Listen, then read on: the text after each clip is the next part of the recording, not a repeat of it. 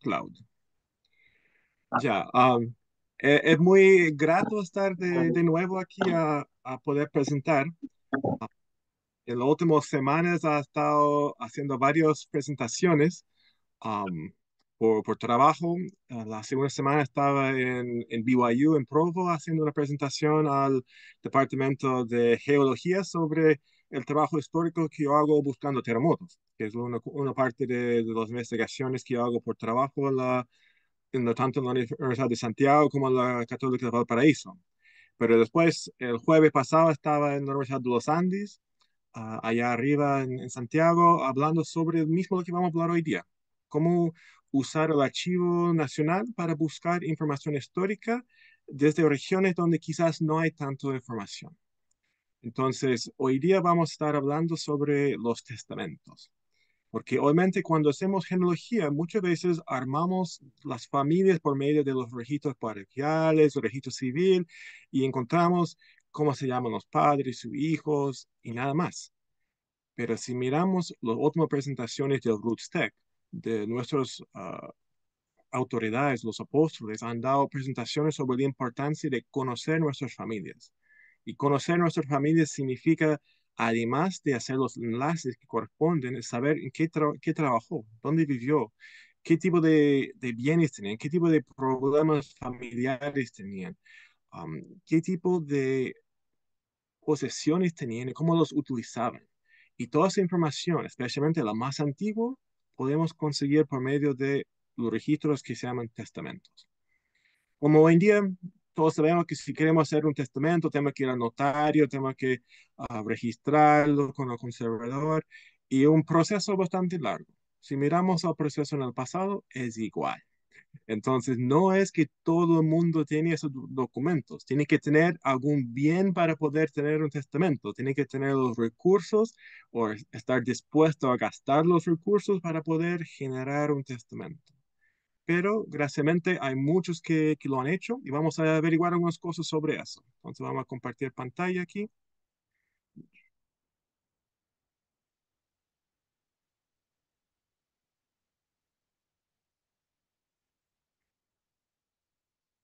Vamos a cambiar pantallas acá.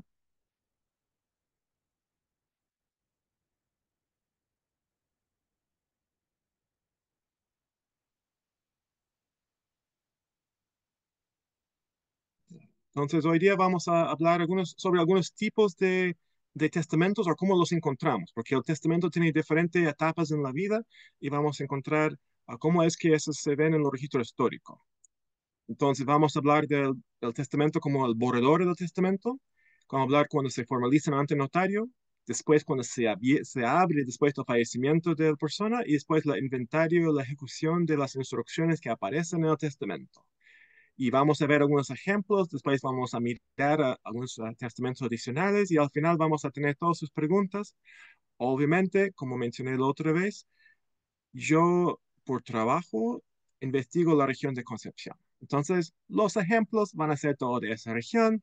Lo siento a los que son de otra parte de Chile, pero los ejemplos principales van a ser de allá. Entonces, hace unos 15 años atrás, cuando estaba recién en el Archivo Nacional, yo encontré por error, por accidente, unos libritos de un hacendado, una persona cuyo padre era francés, su madre era chilena, se llama Miguel Vallejo. Y él era un hacendado normal, pero también trabajó como notario, en el sentido que él sabía escribir y leer, y es que algo que no era muy común en el siglo XVIII, especialmente por la zona de Concepción. Y él tenía una pequeña hacienda que estaba entre donde está Hualqui hoy día, yendo por el río Biobío, río arriba. Y él, después de fallecer, por alguna razón olvidó de hacer su propio testamento. Entonces tuvo un pleito su hijo contra la madrastra y justo como evidencia en este pleito entregó esos libritos. Y esos libritos son únicos en lo que son la historiografía colonial de Chile, en que son los libros de las cuentas de la hacienda de Miguel Vallejos. Son como su libro de contabilidad donde marcaba todas las cosas que pasaba durante el año en la hacienda. Y dentro de ese librito tenía en una página un borrador sobre el testamento de su padre, donde decía, ya, yo hice el testamento de mi padre y tengo que dar tanto plata a cada uno de mis hermanos y nombró a todos sus hermanos. Y después cuando ya entregó la plata, los borró con una tinta, lo que decía, pero con trabajo logramos leer lo que decía. Y después en otra parte, él puso una copia, un borrador de su propio testamento. Lo que está aquí en mano derecha de la pantalla es su borrador. Es como él decidió un día, ya, voy a escribir mi testamento. Pero puso mucho más detalles. um, empezar todo de parte de fe. Obviamente un testamento empieza con toda la información sobre su creencia en Dios, su creencia en Jesucristo, la resurrección, las misas que quiere que le hacen su nombre, dónde quiere estar enterrado, pero también entrega información genealógica. Por ejemplo, en ese caso dice ya, él nombró que estaba casado y nombró a su esposa, que era Juana Inés de Bastidas, y nombró a su hijo, que era Pablo Vallejo. Y después siguió con el testamento y nombró todas sus posesiones, empezaba a todos los muebles que tenía, todos los animales, las plantas, y puso un valor de cada cosa, haciendo recordatorio el mismo de todo lo que él tenía en este momento y cómo se usaba cada cosa que él tenía también. Pues seguía dentro de otra parte y decía, ya, que en Penco, que era donde antes de la Concepción, doña Rufina, su madrastra, tenía algo de él y nombró la cosa que tiene, que era una capa bien tratada que vale 20 pesos, que es 4 meses de trabajo agrícola.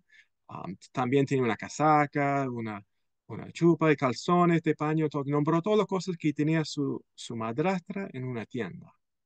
Pero ahí también tenemos ahora el nombre de su madrastra desde ese registro. Y después dio más información sobre la esposa, sobre lo que era su dote. Y después mencionó que tiene un niño que había creado, nombre de su niño y qué cosa debería dar a ese niño después. Y después terminó. Y esa era parte de un librito que él tenía.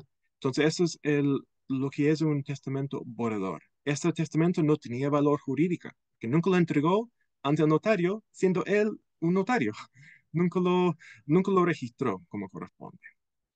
Entonces, el otro tipo de testamento que encontramos en los registros judiciales, es el testamento cuando ya se abre. Es el testamento cuando se utiliza en un juicio y incluye algunos pasos adicionales que no están en el testamento normal que encontramos en un libro de un notario. Y esa que vamos a ver aquí es el testamento de Juan de la Concha Noriega, que es el antepasado común de no casi todas las conchas que son de la región de Concepción. Es el primero de llegar y lo único que dejó descendencia, y todos los que son de Coelemo, Ranquil, Florida, todos son descendientes de él. Entonces, cuando él falleció, su hijo, que era Leandro de la Concha, como dice aquí en un escrito que hizo el notario, dice que el hijo fue al alcalde, el encargado de la ciudad de Concepción, y dijo, oye, murió mi padre. Y nombre, la dice, mi padre murió a tal hora, y que tiene su testamento. Y lo entregó el testamento, que era como en un sobre sellado, como los sobres de diezmo, que están todos sellados, y tenía unas estampillas marcadas en el sobre y unos hilos blancos para demostrar que el testamento todavía estaba en la misma condición que cuando fue hecho por su padre algunos años antes. Entonces, el registro judicial indica, allá, el hijo fue al alcalde, se hizo esa cosa, el alcalde manda el escribano a ir a la casa de Leandro para ver y confirmar que su padre sí estaba muerto. Entonces, la siguiente parte del registro, el escribano que está haciendo dice, ya, doy fe como a las 3 horas de la tarde, poco más o menos, vi muerto, al parecer, naturalmente, y pasado de esta presente vida en las casas de su morada, al capitán Juan de la Concha Noriega, tendido sobre una mesa, amortajado, la cual conocí en vida. Entonces, él da testimonio que está muerto. Y después da otras personas que están presentes en la sala, como todos los que estaban en el velorio al momento, nombre y dice, ya, están están todos ahí y todos confirman los hechos. Y después se empieza a llamar testigos.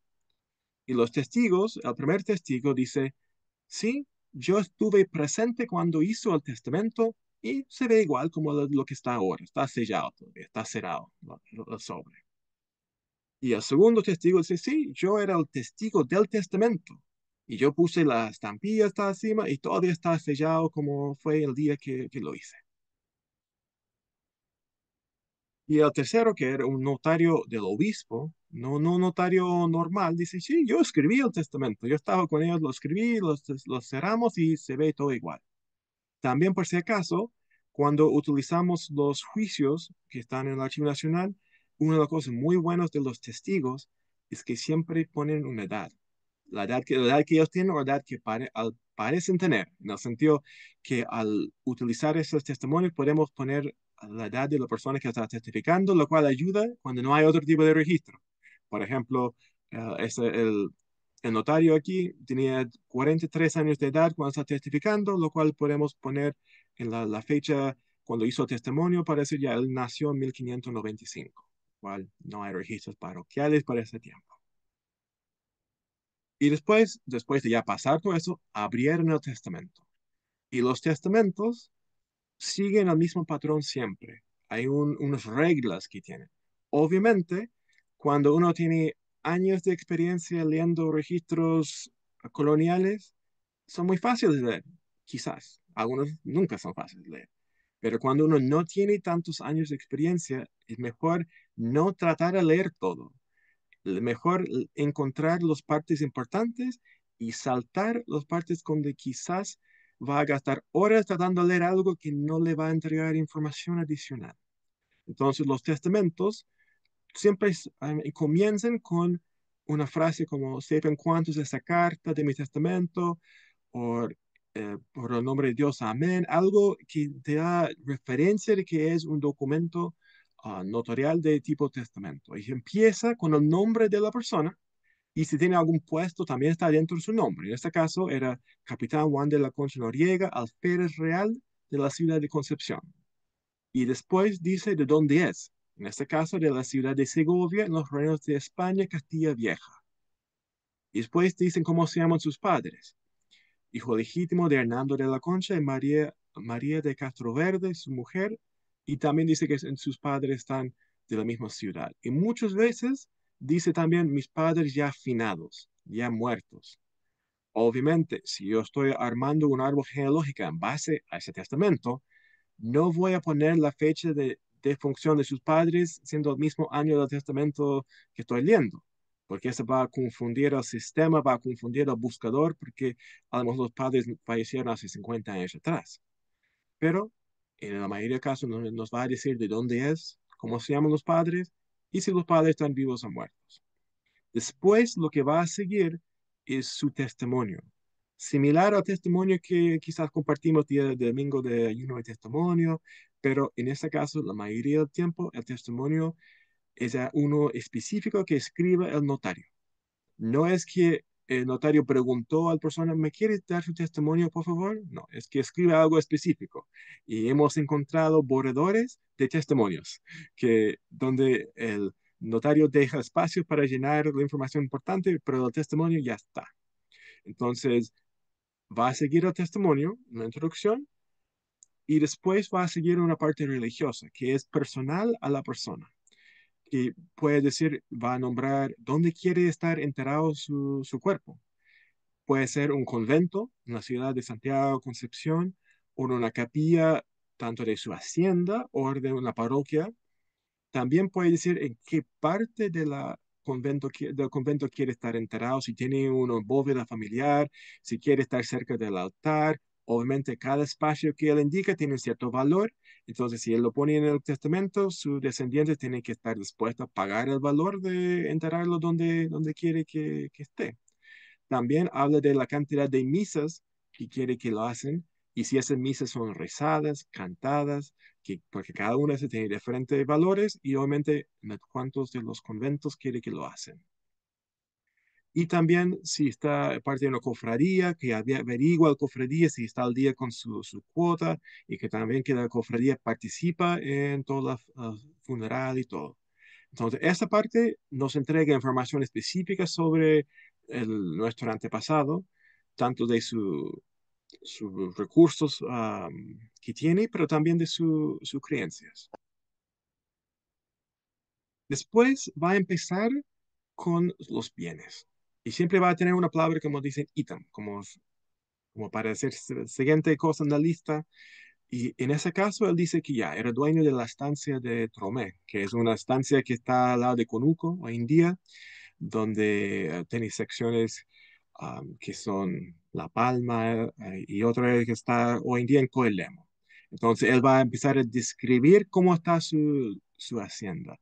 Y a veces va a decir qué tipo de títulos tiene de tierra, como decir cómo está los dominios que él tiene sobre la tierra, va a dar esa información. En ese caso, está diciendo cuánto viña tiene, cuánto vasija tiene en la bodega, cuántos bueyes tiene, cuánto herramientas, ovejas, vacas, yeguas, toda la información está entregando. Y también está diciendo que tiene un molino, pero se quemó. Entonces está diciendo ya no está funcionando el molino. Y después va a empezar a dar alguna información sobre sus deudas y a personas que le deben dinero y por personas que él debe dinero. Entonces empieza a dar unos detalles de eso. En este caso, él era militar, tenía contratos con el ejército para abastecimiento de los soldados que estaban en Yumbel. Entonces tiene algunos contratos ahí que todavía tenían dinero para pagarle. Entonces entrega esa información. Pero después, siguiendo, dice ya, su dote. En este caso dice, yo fui casado de primer matrimonio con María de la Zarza, viuda de Juan de Morales, la cual tenía dos hijos del primer matrimonio nombrados Luis de Morales y Ana de Morales. Y después indica qué cosas trajo ella al matrimonio como su dote. Y aquí entrega, dice ya, la dote era un solar, era la tierra de su hacienda, algunas ovejas y empieza alguna información sobre cuáles fueron los bienes que era de su esposa, porque era viuda cuando se casó.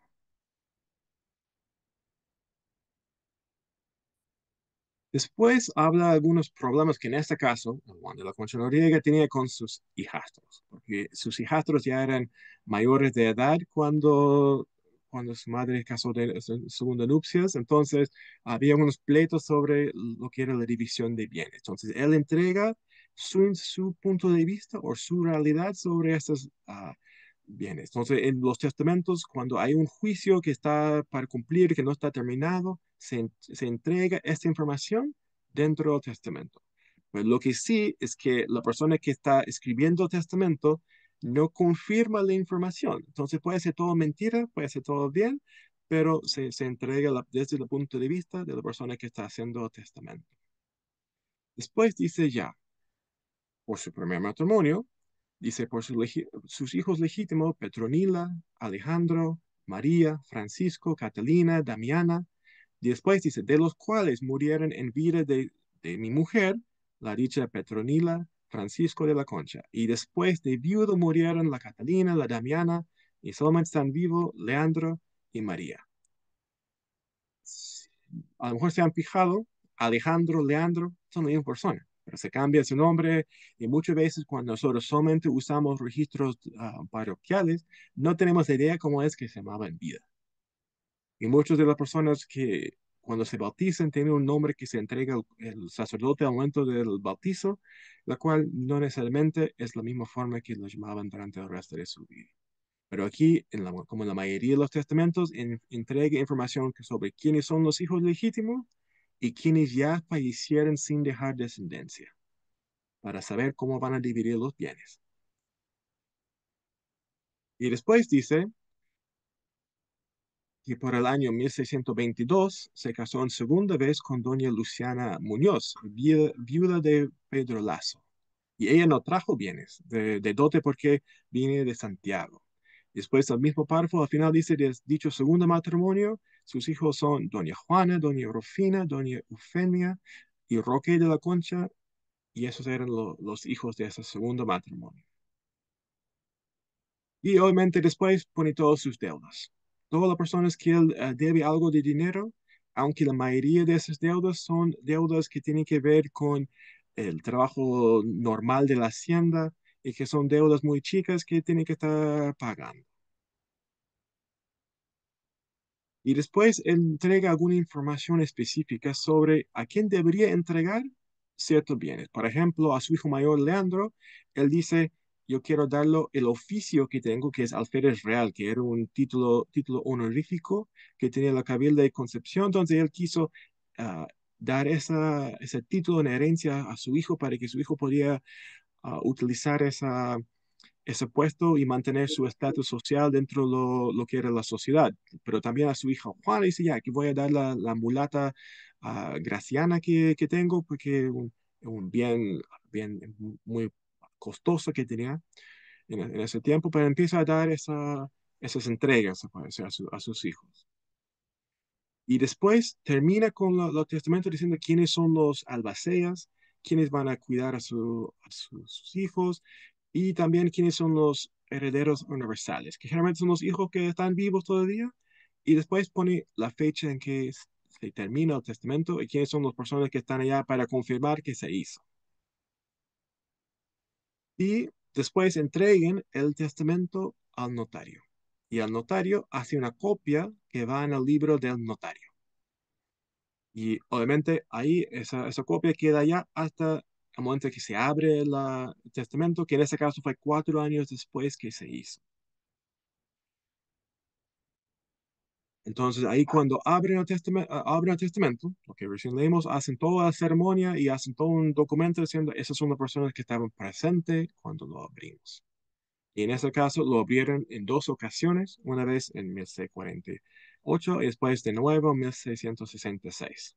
Recién quisieron hacer la división que había pedido el papá cuando falleció 20 años. Cuando miramos a otro testamento, que en este caso es donde tenemos el testamento con inventario. Y ese es Francisco Costanzo, que es el mismo de la familia Constanzo, que son de los sectores de Ninue y Copicura, Quirihue, toda esa parte de Atata. Aquí es el de segunda generación de esa familia en Chile de 1635, gracias a su testamento. Y en eso él nombra a sus padres, para empezar, que eran Esteban Costanzo, Elena Martínez, y después entrega la misma información donde quiere que lo sepulten, allá en el convento San Francisco. Es el convento que está en el centro de Penco hoy en día, donde hicieron excavaciones para encontrarlo debajo del estacionamiento um, de Caja Los Andes, algo así, que estaba al lado, cerca de la plaza ahí. Entonces él estaba pidiendo estar enterrado en la misma bóveda de sus padres. Y después él empieza a nombrar quién es su esposa, que era Catalina de Aguirre, y después nombra quiénes son los padres de ella, que era Juan López de Aguirre y doña Constanza de Lagos Maldonado. Obviamente aquí también tenemos que tener el cuidado que el Catalina utiliza el apellido Aguirre, pero su padre era López de Aguirre. Pero no sería correcto poner en Family Search Catalina López de Aguirre, porque en vida ella nunca usó el apellido compuesto que utilizaba su padre. Y aunque ella podía haberlo utilizado, había sido correcto a ella usarlo, pero en los registros que tenemos de ella, la firma que tenemos de ella, no lo utiliza. Y también aquí, en este caso, nombran los hijos, pero los hijos en este caso son niños chicos. Entonces ahí ponen las edades para demostrar que no tienen la edad necesaria para tomar decisiones. Que era María, que tenía 6 años de edad, y Juan, que tenía 3, y Jacoba, que recién había nacido. Y también nombró que él tenía algunos hijos naturales que nacieron antes que él se casó, que eran Miguel de 11 años y Jorge de 9. Y ellos no pueden recibir la misma herencia, pero los nombra igual para poder dejarles algo. Después sigue el mismo, empieza a dar sus bienes, nombra su hacienda que tiene, que está allá la de Copquecura, nombra la cantidad de animales que tiene, ah, nombra la casa que tiene en Concepción, dónde está ubicada, y sigue todo el mismo, pero también menciona que recibió algo de Jorge Constanzo, su hermano. Entonces ahí muchas veces en los testamentos encontramos información sobre bienes y otras herencias que se reciben de los hermanos y de los tíos. También tenemos que tener claro que si estamos viendo un texto histórico, hermano y cuñado son la misma palabra. Porque aquí dice Francisco de la Nave, mi hermano, que era su cuñado casado con su hermana Jacoba Constanzo. Entonces hay que tener este cuidado con la terminología antigua y sigue nombrando más deudas y todo, y después menciona el reverendo padre, Fray Juan Constanzo, otro hermano de él, y pone la final del testamento con la fecha. Pero en ese caso, 3 años después de fallecer, los descendientes, sus hermanos, dijeron, ya, la viuda ya se casó de nuevo y queremos asegurar que hicieron la división, entonces van y hacen un inventario, que es donde van a los bienes que aparecen en el testamento para poder registrar cómo están y hacer la división antes que se echen a perder. Entonces van a la hacienda y empiezan a nombrar todas las cosas que encuentren, todos los muebles, todos los edificios, las herramientas y los animales que encuentran. Y obviamente empiezan a entregar también la cantidad de plantas que están sembrados, lo que está cosechado en la bodega. Si tenían esclavos, tanto indígenas como africanos, nombren eso y nombren a veces el valor que tienen esos. Entonces tienen 2 personas que hacen la tasación para poder saber cuánto es lo que tienen. Y también si miramos un tercer ejemplo de un testamento más reciente, que es de Juana Paula Salgado, es de Cerro Negro, que son todo lo que son la familia Oñate del sector de Quillón y Hualqui. En el testamento de ella, un poquito diferente, en el sentido que dice, declaro que fui casado y velado según orden de nuestra Santa Madre Iglesia Católica Romana con don Andrés Oñate, y durante nuestro matrimonio hubimos y procreamos 10 hijos, 5 hombres y 5 mujeres. Cuando encontramos listas de nombres de hijos, si encontramos que están divididos por sexo, ahí sabemos que están en orden de nacer, pero separados por hombres y mujeres. Pero cuando están mezclados, como en este caso están mezclados, sabemos que es el orden de nacer. Que la hija mayor sería María Mercedes, seguido por Bernardo, después Justo Ventura, María Rosario, María Josefa, y yendo para abajo. Y lo bueno de esta lista es que el hecho de ese testamento es 1828, que es 10 años antes del primer registro que existe hoy en día de la parroquia de Quillón. No es el primer registro de la parroquia de Quillón, que fue fundado en 1630, pero es el primer registro que sobrevivió en la guerra de independencia. Entonces no tenemos registro de bautizo de ninguno de los hijos que aparecen aquí. Entonces con eso ya lo podemos recrear todos sus hijos. Pero aún más importante, ella, después de nombrar sus hijos, dice, declara que María Mercedes casado con don Juan José Valenzuela, Bernardo casado con Miguel Valenzuela, empieza a nombrar todos sus hijos con sus cónyuges. Y todos esos hijos que están casados se casaron antes del primer registro de la parroquia. Entonces también tenemos esos registros gracias a lo que está en el testamento. Y muchas veces podemos hacer esta reconstrucción y es muy común que todos los hijos casados, especialmente las mujeres, se encuentren en el testamento porque el testador, el papá o mamá, quiere entregar como evidencia qué bien entregó a su hija como dote, para que los hijos después no peleen que la hija ya recibió tanto bienes, no deben recibir más. Entonces tiene que dejarlo todo registrado, todo lo que ya se entregó a los hijos para poder así hacer la división como corresponde. Entonces, al ver ya todos esos registros notariales, hoy en día tenemos 2 formas de poder encontrarlos. Lo que mostramos la presentación anterior era la página que tiene el Archivo Nacional para poder ver los libros notariales coloniales por toda Chile, menos Santiago. Entonces, para los que son los temas antepasados que no son de Santiago, podemos encontrar los libros notariales existentes en línea. Hay algunos de Santiago que están en línea de finales del siglo XVIII, pero no son los escribanos de Santiago.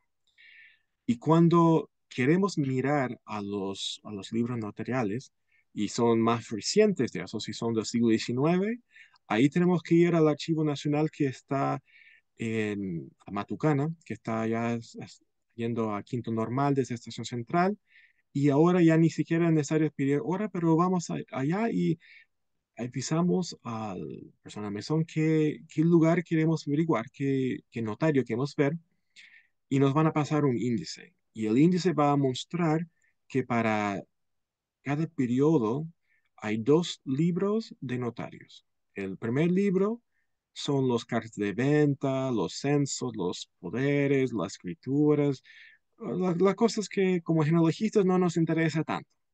Y el segundo tomo, que está hecho por el mismo periodo, son los testamentos, porque muchas veces los notarios los separan en dos para facilitar el acceso a esos registros. Entonces, um, si no sabemos eso, muchas veces vamos a pedir un tomo que no tiene ningún testamento, vamos a gastar horas tratando de encontrar testamentos donde no hay.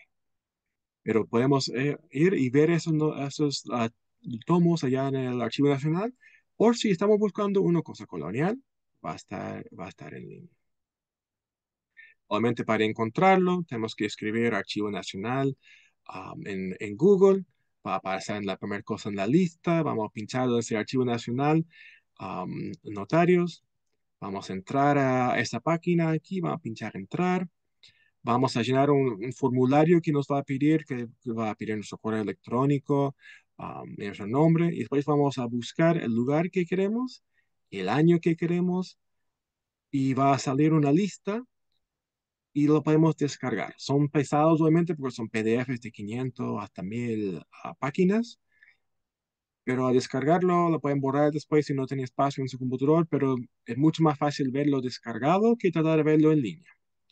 Y obviamente cada registro tiene un periodo de tiempo y obviamente cuando uno mira aquí dice, no, pero ese tomo es 1825, ese no es periodo colonial.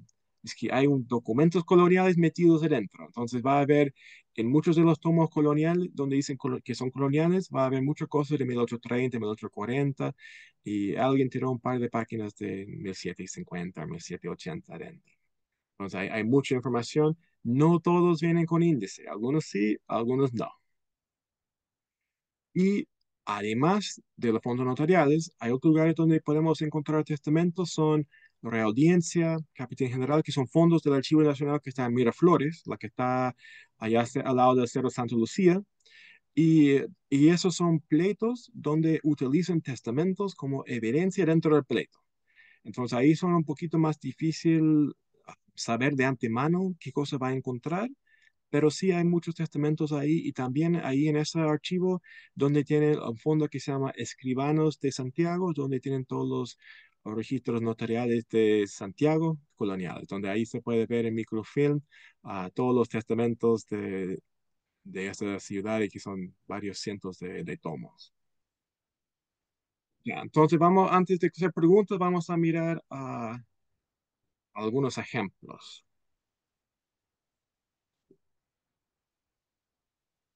Ya, entonces hablamos de que se puede descargar, o que se debe descargar a los notariales. Entonces tenemos algunas copias de notariales que están descargados.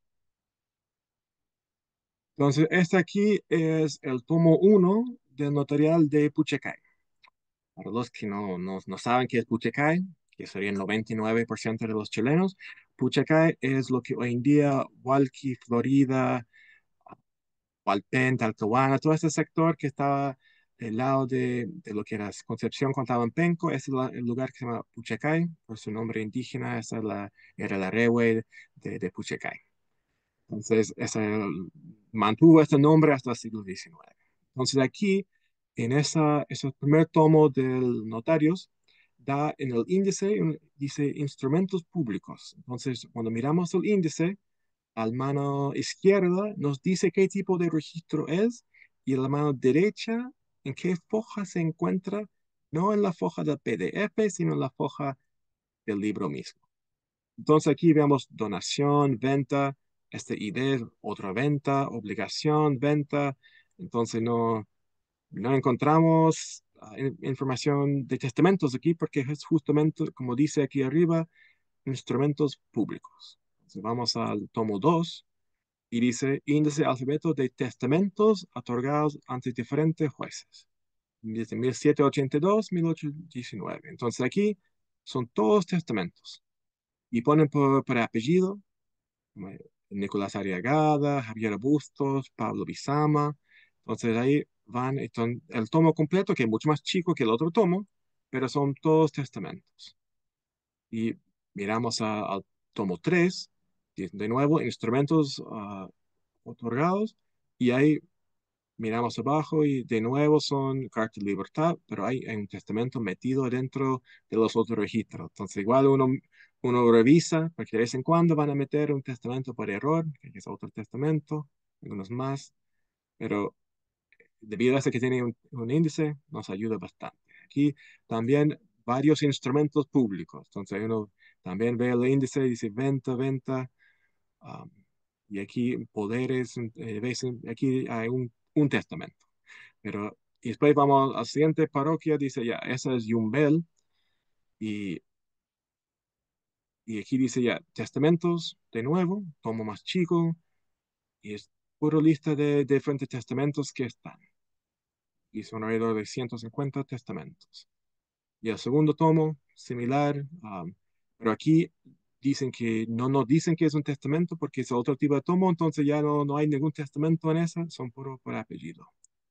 Y cuando miramos aquí, cuando dicen ya, es más siglo XIX, dice instrumentos de ventas en fianzas, ya se ven que no hay testamentos aquí. Y al final dice, ya, eso tiene testamentos, pero en este caso podemos mirar cuando encontramos al principio todos los testamentos más recientes empiezan en el nombre de Dios. Entonces, si no tenemos otra forma de saber si son testamentos o no, podemos mirar aquí. Entonces, otro ejercicio. Aquí es el primer registro que está en la notarial de Yumbel. Y aquí es un antepasado de mi esposa, que es el teniente Juan de Erice, hijo legítimo del capitán de caballería Juan de Erice y doña Catalina Lovillo, naturales de la ciudad de la Concepción. O sea, aquí el testamento empieza normal, y entonces después, como decimos, sale con su testimonio, su fe religiosa, y ah, los testamentos después dice dónde quiere estar enterrado su cuerpo, que en ese caso que quiere estar sepultado en la iglesia del colegio de la Compañía de Jesús de Buena Esperanza, que es RERE, y que quiere estar con el hábito que visten los religiosos del Padre San Francisco, y que quiere que lo acompañe a sepultura el cura y el sacristán de la parroquia con cruz alta. Entonces está nombrando todas las formas de tener una ceremonia bastante importante. Después declara que está su esposa, casada, velado, con Catalina Siguiel, es de la segunda generación de los Siguiel aquí en Chile, y nombra sus hijos, María Manuela, Ventura y José, y también la edad que tiene cada uno de sus hijos, y empieza a nombrar los bienes, y todo por abajo. Entonces, ese tipo de testamentos, ese tipo de registros están y son buenos para usar. Van a poder llenar muchos vacíos donde no hay registros parroquiales. Para tenerlo más claro, de todos los registros notariales que tenemos desde Talca al sur, no va a estar respaldado por un registro parroquial. Lo que está en línea. No hay registro en Family Search de la parroquia que va a respaldar lo que está en el testamento porque lo que estaba en esa parroquia se quemó.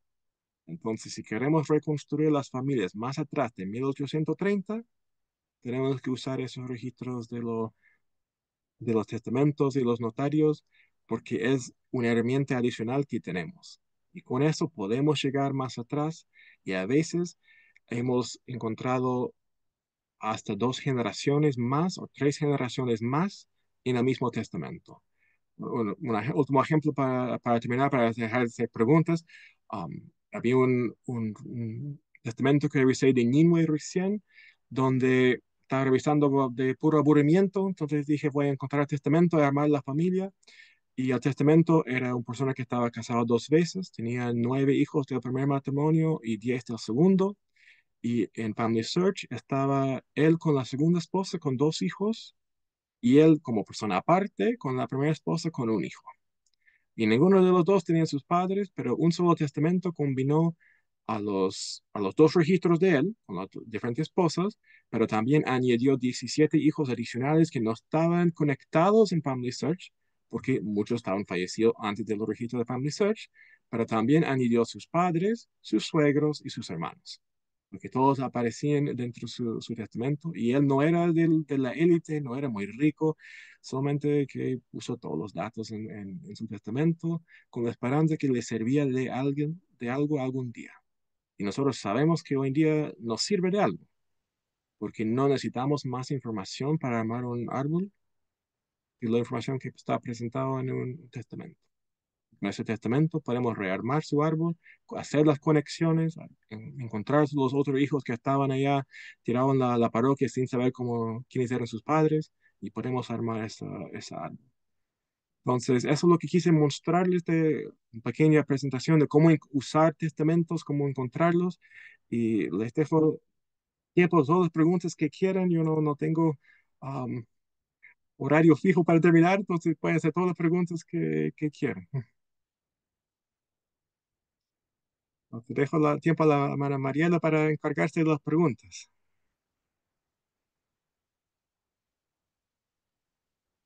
Gracias, hermanos. Si tienen preguntas, vayan levantando la manita, ya para que vamos en orden. Pucha, ¿cómo se pone la mano? Mauricio, Ah, pero usted ¿quién primero. habló? ¿Quién habló ya? Sí,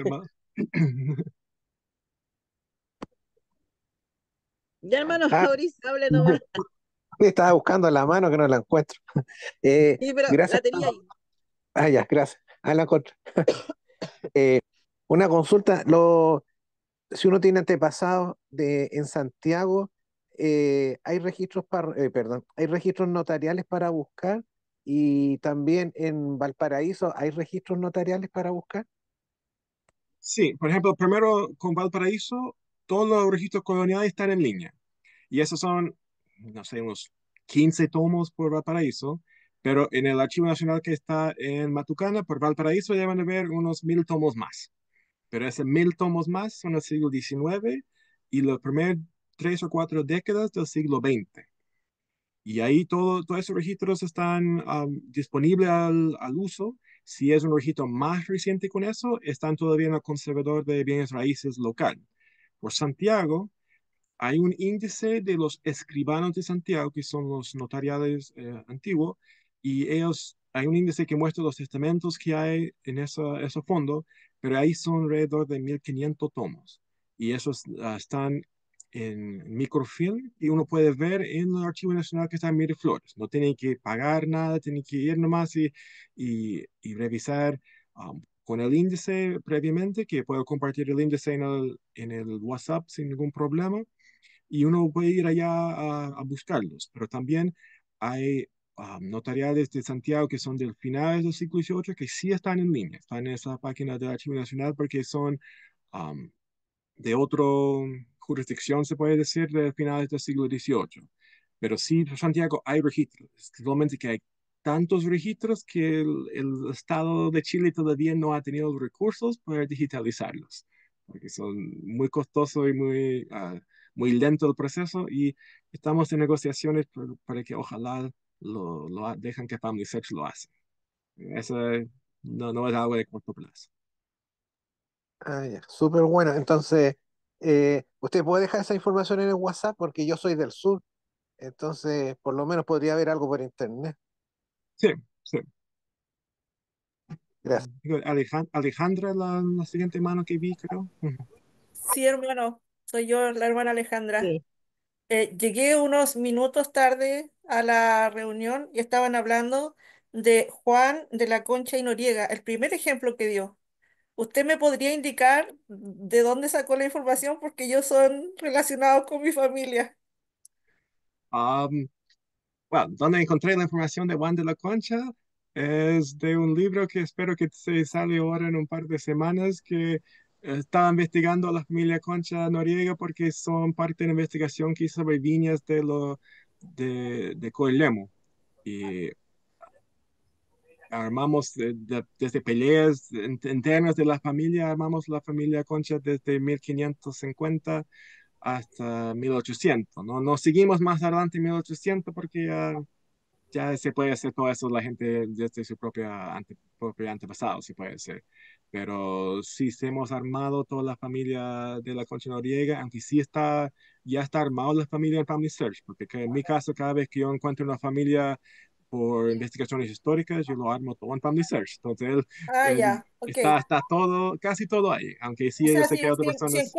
si encuentro a Juan de la Concha Noriega en Family Search, es del que usted está hablando. Sí, Sí sí, está, Perfecto, gracias. también es sí, familiar mío, así que ya lo vi, está, sí 11 está. generaciones, está en mi línea, sí. Sí, hay algunas personas que han metido más cosas por ahí, pero no vamos a hablar de ellos en este momento, pero sí, está ahí. Y Muchas hay más cosas gracias. de eso. El libro que se va a salir es sobre una viña que se llama Las Palmas, que está allá al lado lado de Coelemo y Conuco, que justo los primeros dueños eran los Conchas. Entonces, Ya, va a sí. salir un Hermano, libro sobre eso. una pregunta, hermano. ¿Sí? ¿Puedo hacer una pregunta? ¿Sí?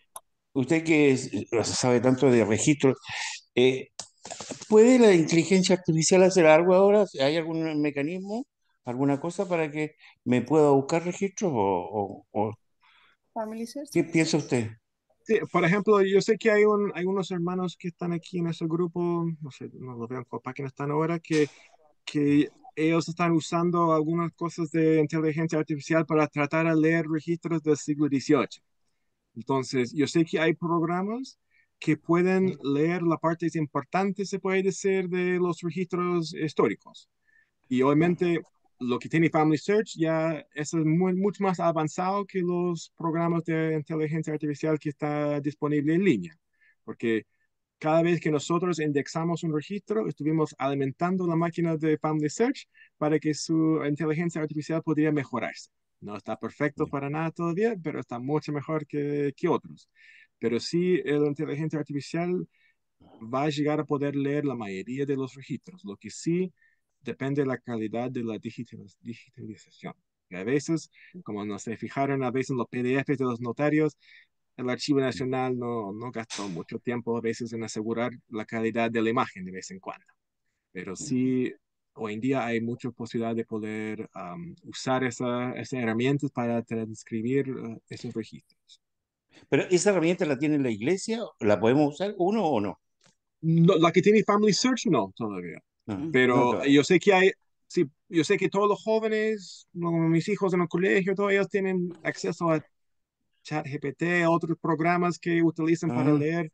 Y yo sé que hay algunas personas que están en el grupo que han usado algunos programas, pero no sé exactamente cuál programa están usando ellos. Pero mm, sí hay programas que leen cosas. ya, perfecto, gracias. La hermana, el hermano Omar, después la hermana Claudia y después la hermana Nancy, por favor. Hermano Omar. Y sí, ya, ahora sí. Bueno, primero quiero agradecerle a Daniel por su exposición y yo tengo una duda con respecto a lo que se habló, dado que yo tengo bueno, tengo algunos testamentos dentro de mi árbol genealógico en las líneas, ¿no? Pero no he tenido alguna vez fui de manera presencial para hacer corta la historia ahí a la frontera aquí en Santiago, en la Quinta Normal y no me fue bien en la búsqueda. Entonces quisiera saber, con respecto, por ejemplo, tengo una tatarabuela que se llama Cruz Valenzuela y ella falleció en 1891 en Codegua y dice que testó ante el receptor don Santiago Vega. En ese caso en particular, o sea, dice testó, yo no sé si finalmente es estoy hablando desde la ignorancia, ¿no? No sé si finalmente es un testamento, no sé si tengo que ir, si lo puedo ver en línea o finalmente tengo que ir otra vez a la frontera ahí en Quinta Normal a buscar en la zona de Codegua, porque finalmente esa zona creo que pertenece bueno, es de O'Higgins, ¿no? Pero debería buscar en Colchagua según lo que me dijeron, entonces no sé si es tan así. eh, Dado que ella había sido madre soltera, después se casó y con el hombre que se casó es que tuvo un mejor pasar. Entonces, como uno lo que Ya, quiere en el fondo es que sea mucho más completa la historia, a eso es a lo que me refiero. ya, va a contestar varias preguntas ahí. Primero, la notarial de Codegua correspondería a Rancagua, no a Colchagua. O en Graneros, uno de los dos va a encontrarla, aunque generalmente en 1891 estaría en Codegua. Pero sí, muchos registros parroquiales, cuando están esos registros de función, utilizan el término que testó. Y ese testó no es que hizo un testamento ante notario, es que hizo un testamento como último confesión o últimas palabras que quiso decir a su gente. Porque yo pensé a ver esa testó, yo estaba buscando como loco testamentos de todos los antepasados porque su registro de función decía testó, pero no es diciendo que hizo un testamento ante notario. Lo que sí en el siglo XIX, si es que ella hubiera hecho uno, estaría en los notariales de Rancagua, pero hay que pensar que para hacer un testamento tiene que tener bienes. Si sabe que tiene tierras en su nombre, ella va a hacer un testamento. Pero si no tiene tierras, no va a gastar el dinero para hacer un testamento, porque obviamente hacer un testamento ante notario cuesta mucho más que lo que cuesta hoy en día. Y hoy en día igual es caro los registros ante notario. Pero sí, para contestar la otra pregunta, es cuando dicen en el registro de la parroquia que testó, ese testamento es otro tipo. Y por eso no se logró encontrar cuando fuiste a a la frontera, como dices. O sea que necesariamente debería decir testó ante notario. ¿Eso sería lo correcto, como el apellido que falta? Es que no pondrían esta información en un registro de la parroquia. Como el cura no tendría cómo saber si hizo algo ante notario. Perfecto. Entonces no estarían conectados. Ok. Claudia, creo que era la siguiente. Sí, muchas gracias. Debido a justamente lo que usted ha dicho recién, yo quisiera saber, debido a que, por supuesto, no sé si toda la familia, o sea, si se realizaron testamentos, quiero saber si el solicitar estos documentos y buscar en el índice y solicitar alguno tiene un costo. Ya, son dos cosas. Y por ejemplo, si yo encuentro los libros que están digitalizados, los que están en PDF, y lo encuentro ahí en el índice, yo puedo ver en el mismo tomo el registro y yo puedo imprimirlo. Una de las cosas que yo personalmente hago, cada vez que yo encuentro un testamento de una persona que yo tengo en Family Search, y que está en esos PDFs de testamento, yo hago imprimir a las páginas, imprimir como PDF a las páginas que corresponde al testamento. Entonces, del libro de notarios de 1000 páginas, yo imprimo como PDF aparte 5 páginas y después lo subo como recuerdo para que está en línea este testamento, para que todo el mundo lo pueda utilizar. Pero si no es uno que está en PDF, si yo voy al Archivo Nacional y quiero una copia, pensando de que está ya en quinto normal, me van a preguntar si quiero una copia legal o una copia simple. Si yo quiero llevar mi copia al tribunal para pelear por una herencia, tengo que hacer una copia legal. Esto puede salir Ujú. un par de lucas por cada hoja, pero si yo quiero una copia normal, sale como entre 50 y 100 pesos por hoja y esa ya me hacen inmediatamente y me lo entregan y yo puedo llevarlo a casa para seguir leyéndolo. Y son obviamente fotocopias de buena calidad porque son hojas bastante grandes. Entonces, ese es el costo que si uno va al archivo, pero también te dejan sacar fotos. Entonces, uno puede sacar fotos sin flash en todos los archivos y ahí se puede llevar su foto a la casa y no tener que pagar nada. Ya. Pero claramente eso se puede hacer online porque yo soy de por acá, justamente del sur también. Se puede Sí, hacer online. sí, los que están en línea se puede sacar en línea sin ningún problema. Y ahí en el índice yo puedo buscar si hay testamento, como usted dijo, de que correspondan a alguna persona que con la cual yo tenga vínculos familiares en mi árbol genealógico. Ya. Sí. Creo que eso es lo que yo, sí, eso era. Gracias. La Nancy, hermana Nancy y después Susana.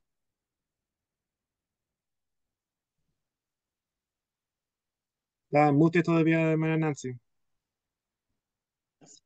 Ay, sí, muchas gracias. Soy de la décima región. No alcancé a estar en toda la reunión porque estaba con visitas. Apenas se fueron, me conecté de inmediato. El tema es que yo estoy acá, como le decía, en la décima región. Estos archivos se pueden buscar de manera online. La verdad, soy bastante ignorante en el tema del Family Search.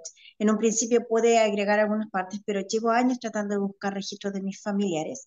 Llegué hasta, bueno, mis abuelos son de Machalí, llegué hasta ellos y de ahí lo encontraron, un hermano que vive en Machalí lo encontró en un registro parroquial y de ahí no podía encontrar absolutamente nada más de mis abuelos ni de mis antepasados. Entonces me siento bastante frustrada y usted como hablaba esto de las herencias, no sé si se puede buscar o cómo se busca, si se puede sacar a través de internet. La verdad estoy como bien ignorante en el tema, ¿qué le puedo decir?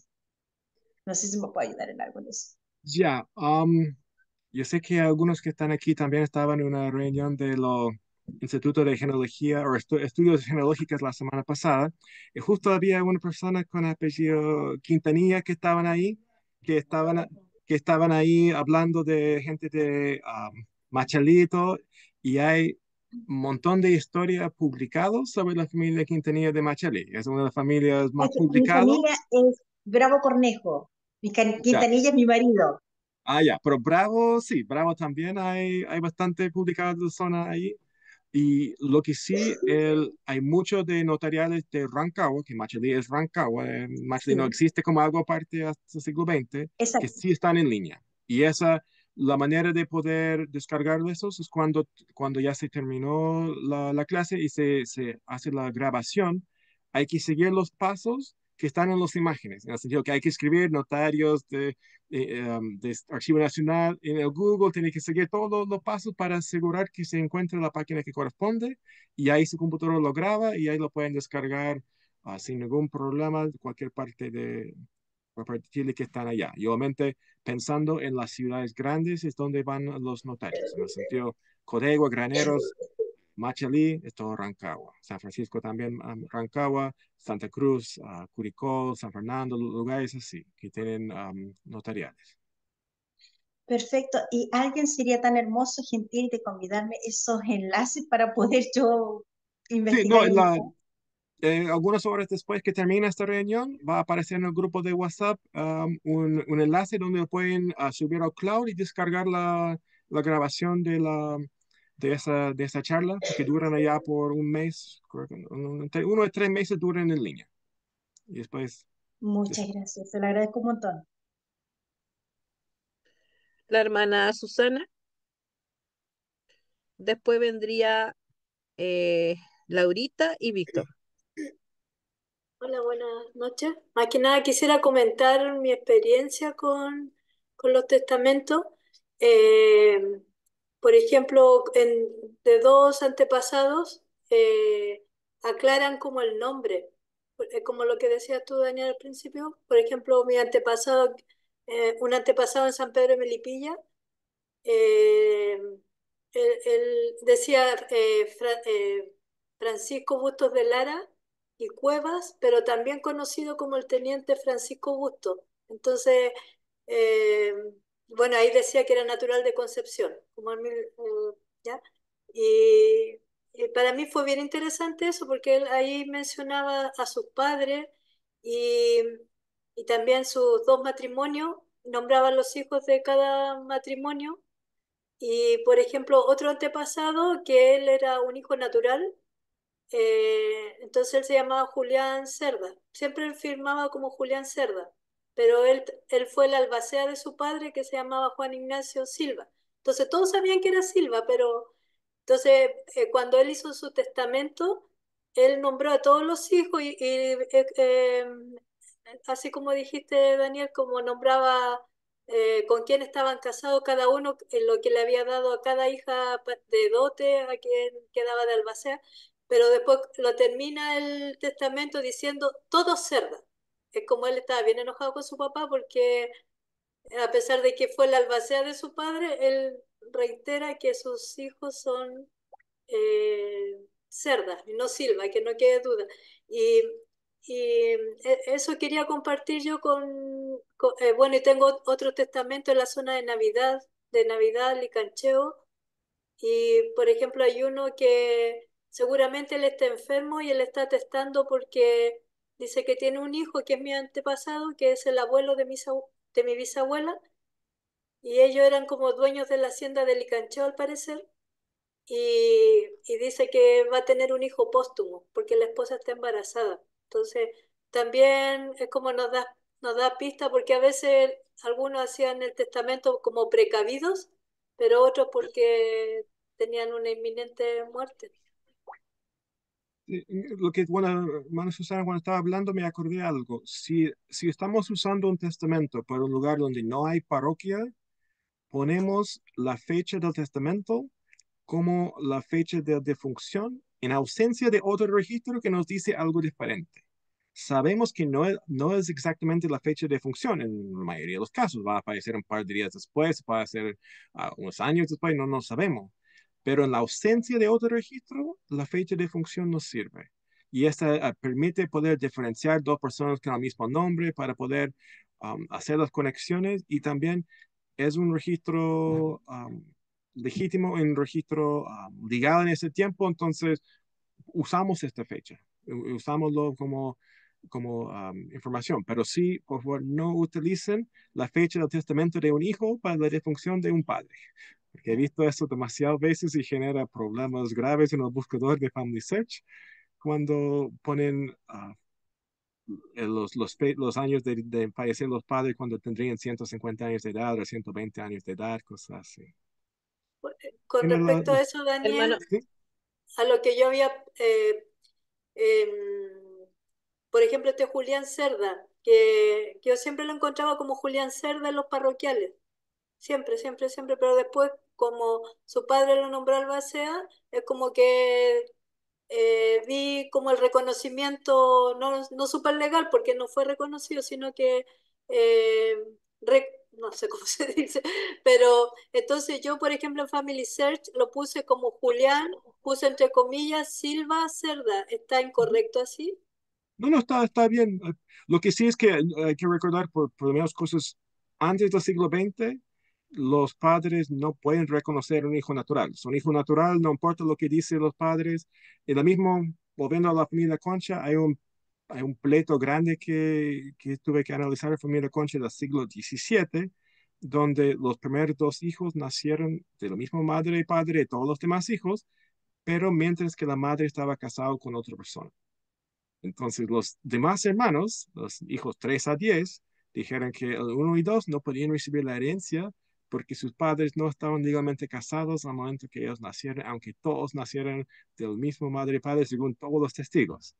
Pero el simple hecho de que no estaban casados lo obligado a no poder recibir esta herencia. hermano Daniel, tengo ¿Sí? acá dos preguntas en el chat que preguntan si hay registro de San Carlos y registro de Chiloé. Sí, yo puse que si hay información de San Carlos del siglo XIX. Por Chillán no hay información colonial. Or, miento, hay dos tomos de notarios de coloniales de Chillán, pero lo que son es, después de la guerra de independencia, quemaron todos los notariales de Chillán. Entonces, el registro civil o conservador de bienes raíces de Chillán dijeron a la gente: si alguien tiene registros notariales en casa, por favor tráigalos de vuelta y lo podemos poner en un libro. Entonces, tienen dos tomos que tienen información, sí, de San Carlos, de Paral, de Perquilauquén, todos esos sectores, pero eso es lo que hay colonial. Son dos tomos que sí están en línea, pero todos los demás se perdió. Y yo sé que en Chiloé hay cosas del siglo XIX, pero no recuerdo bien si hay del siglo XVIII. Yo sé que los hermanos Gede que están para aquí en alguna parte, ellos son los expertos de Chiloé. Ya la hermana Laura, entonces, después Víctor y después, déjeme ver al tiro, que tengo dos manos más. Hermano Peña y Marcelo.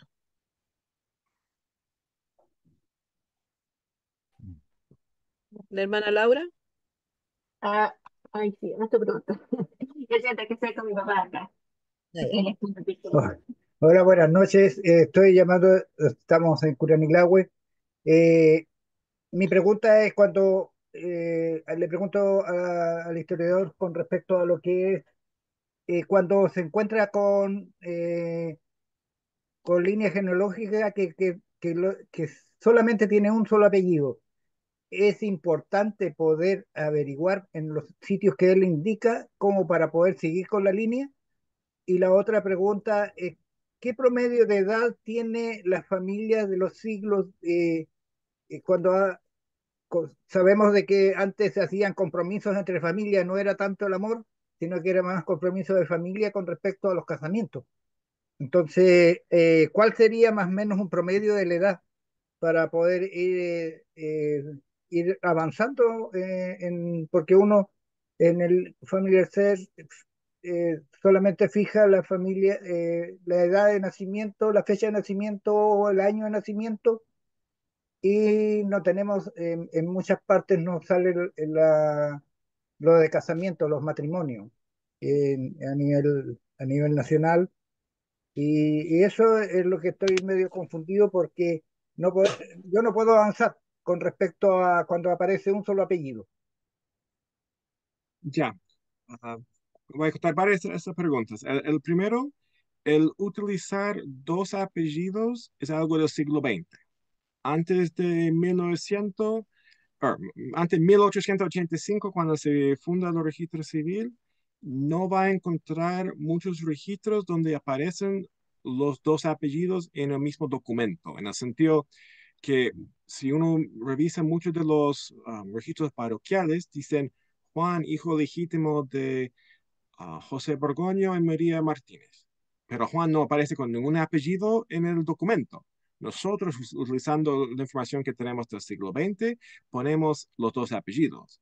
Pero nuestros antepasados, cuando vivían, utilizaron solamente un apellido. El apellido de papá o mamá, o abuela, abuelo, según la costumbre que tenían en su localidad. Tenemos personas también que utilizan un apellido durante la primera parte de su vida, otro apellido durante el tiempo de adulto y otro apellido cuando muere, según con quién están peleados, se puede decir, los parientes. Pero sí, cuando utilizamos tanto los registros parroquiales como a los registros de notariales, podemos armar uh, el árbol sabiendo el apellido del papá y a veces de mamá. Si tenemos un apellido que puede modificarse según el registro, es más probable que se modifique el apellido de mamá, en el sentido que muchas veces el testigo que entrega la información no recuerda cómo se llama la mamá. Entonces es muy común que la mamá ocupe un apellido para algunos documentos y otro apellido en otros documentos. Pero sí, también, antes que me olvide, por la zona de donde vienes, allá de Arauco, todas esas partes, el notarial donde tienes que buscar es el notarial de Santa Juana. Santa Juana tiene dentro de los legajos Arauco, Lota, Coronel, San Pedro de la Paz y Nacimiento y Santa Juana. Todos esos están bajo el mismo notarial del principio del siglo XIX. Entonces, según el tomo, es de dónde está la localidad que están sacando los documentos. También recordamos que el, muchas veces podemos, en esas zonas de que son más fronterizas, si yo estoy analizando un apellido, voy a sacar todas las personas del mismo apellido para poder armar las familias si estoy ya en 1830 para atrás, para poder armar y tratar de hacer ese rompecabezas donde, como tú dices, los registros solamente indican un apellido. Entonces ahí se puede empezar a armar con esa falta de esa guía del Ya, segundo apellido que nos ayuda tanto. sí. Pero sí se puede hacer um, y, y como digo, es claro. Y también lo otro que dijiste, en Chile hay muchos casos donde mujeres que se casan entre los 15 y los 20 años, pero en general como no instrucción, pero práctica en Family Search. Si yo tengo el primer nacimiento de una persona, yo puedo, o tengo fecha de matrimonio, yo puedo decir que la mujer nació 20 años antes y el hombre 25 años antes.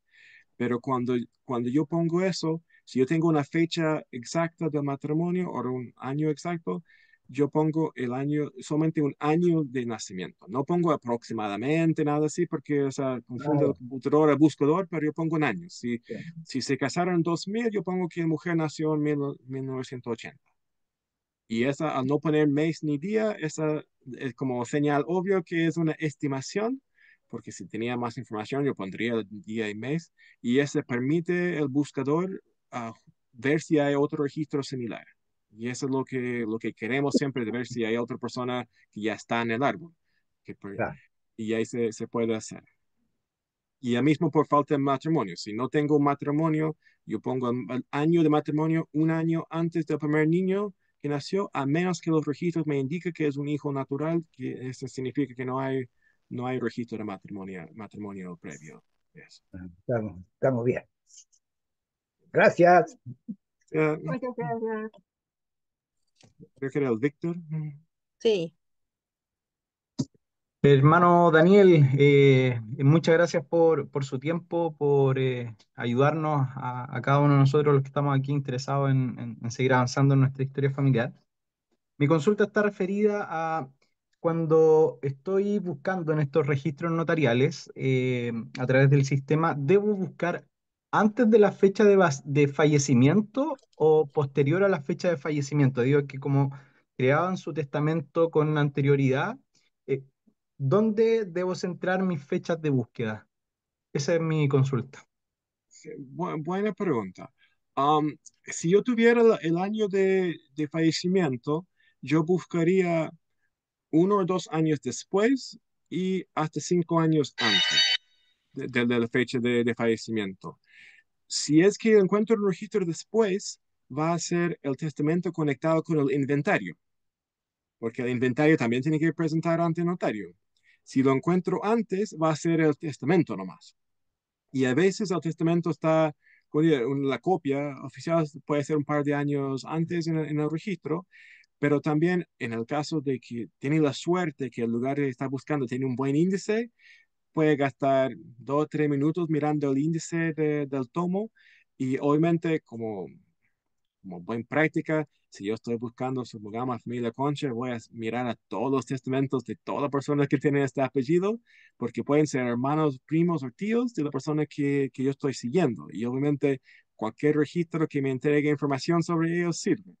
Pero si yo busco un par de años después, voy a tener la posibilidad de encontrar esa partición o ese inventario conectado con el testamento y ahí estaría buscando por antes. Pero también en muchos de los casos de las cosas que están en línea no vamos a saber cuándo fallecieron. Porque si fallecieron antes de 1830, para la mayoría de las parroquias, por lo menos del sur de Chile, ya no hay registros porque están todos quemados. Entonces ahí yo estaría buscando todo lo que hay y armando con lo que se encuentra. Muchas gracias.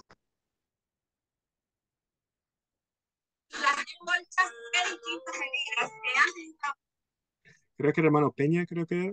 Adriana y el hermano Peña.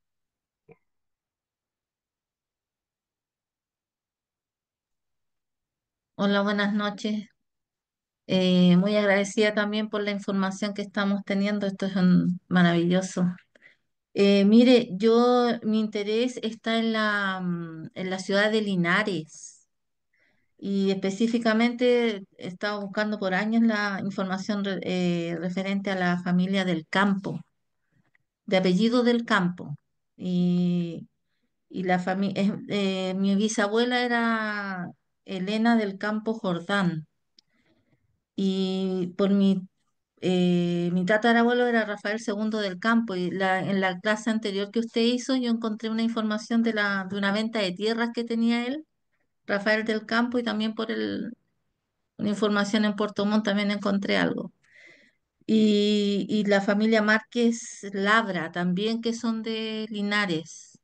Entonces no he encontrado de Rafael del Campo, o sea, de Elena del Campo Jordán encontré un certificado de matrimonio donde aparece el padre pero no he encontrado nada más.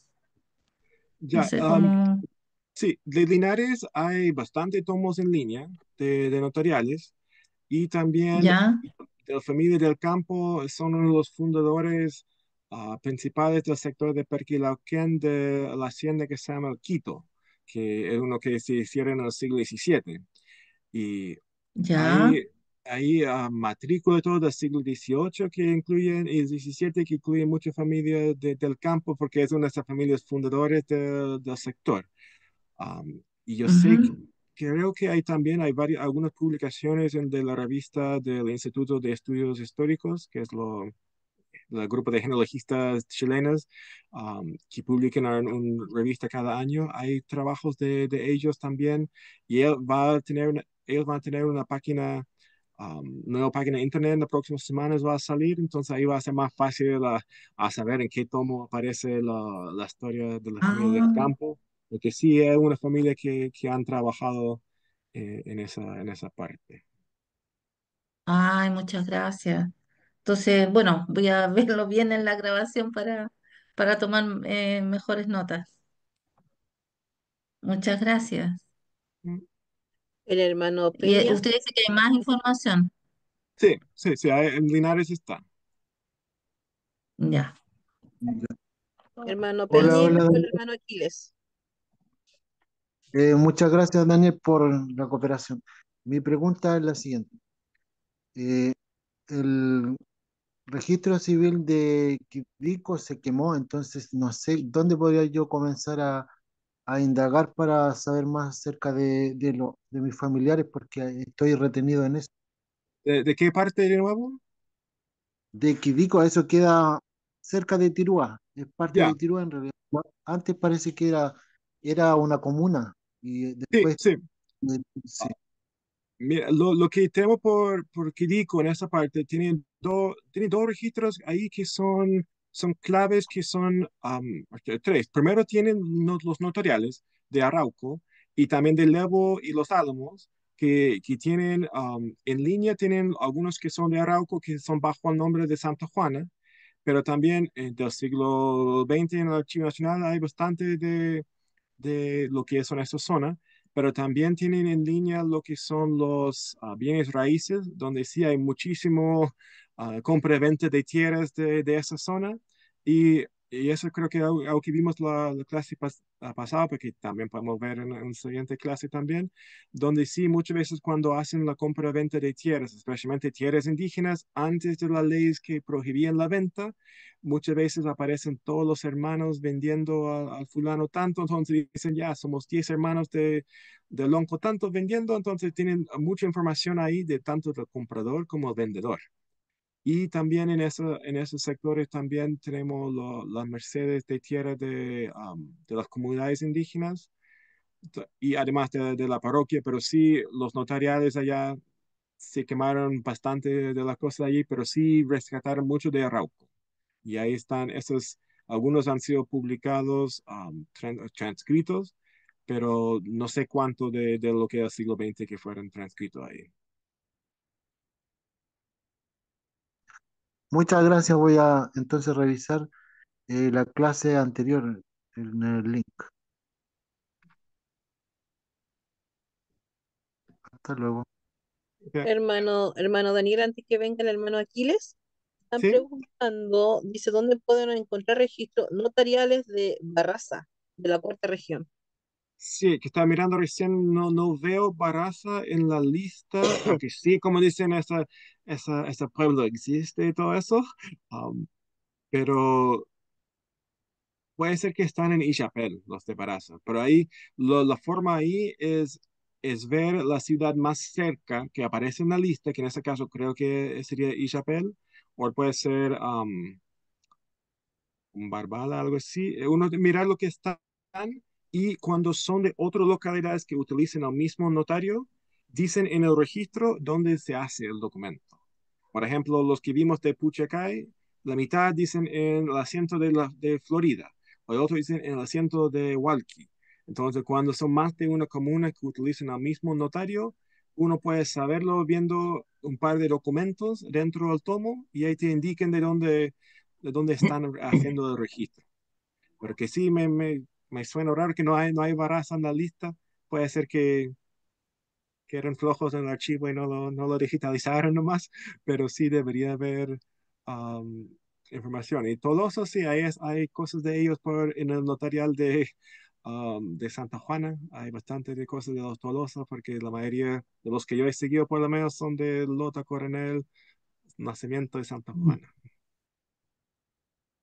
Hermano, disculpe, puedo consultarle. Bueno, Barraza está como al interior de Ovalle, si bien Sí, sí. estuve, ¿sí? Entonces, ¿es posible que puedan ser de Ovalle también? Sí, sí. Es que hay que buscarlo lo más cerca y ahí se van a aparecer porque deberían haber tenido su propia notarial, pero a veces lo juntaron después y obviamente en el archivo, si están juntos desde el siglo XIX, no lo van a separar en el siglo XXI cuando lo están digitalizando.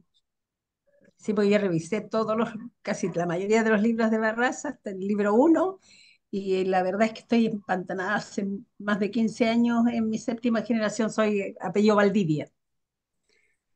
Ya, escríbeme porque yo tengo la matrícula de la Fundación de Baraza, capaz hay algo ahí de sus antepasados.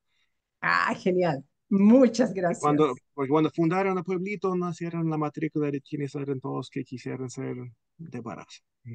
Perfecto. Muchas gracias, hermano Daniel. Ya el hermano Aquiles. Gracias.